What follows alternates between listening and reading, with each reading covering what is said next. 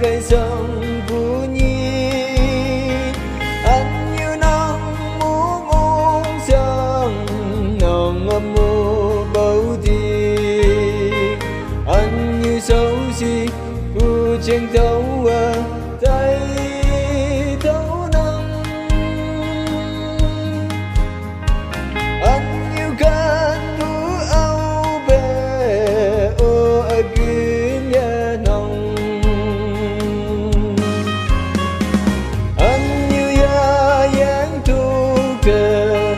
có đông như má hồng môi nồng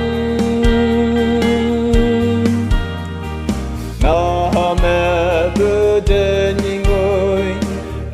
như hoàng xem phong mà chừng nhụy lý là quang hi